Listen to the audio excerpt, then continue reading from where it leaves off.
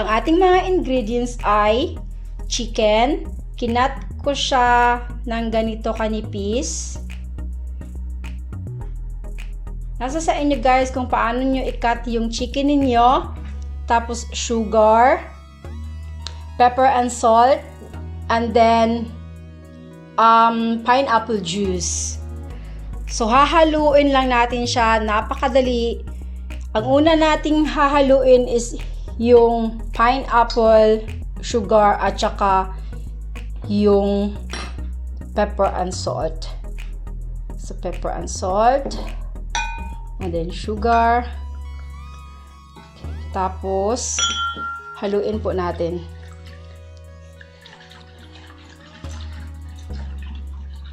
Haluin lang natin ng mabuti hanggat ma-dissolve yung sugar.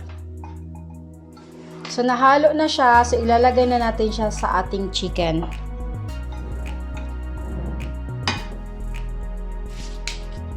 Kuha po tayo ng tong. Ilagay lang po siya natin sa gitna.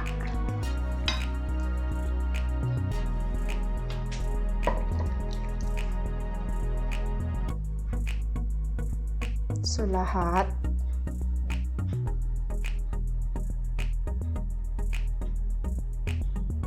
Haluin lang po natin. Tapos, i-marinate po natin siya ng 24 hours bago natin siya lutuin.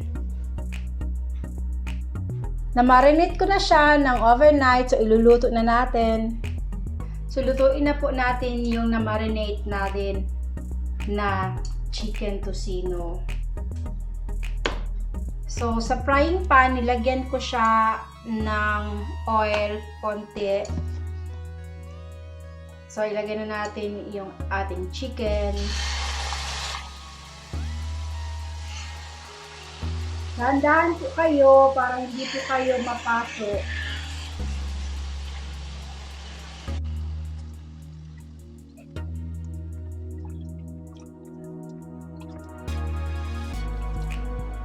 So, lulutuin ko siya, tapos babalikan natin. Ito na yung chicken tocino natin.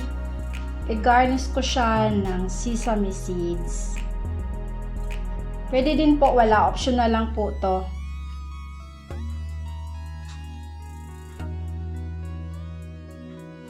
I hope you like this recipe. Until my next video. Bye!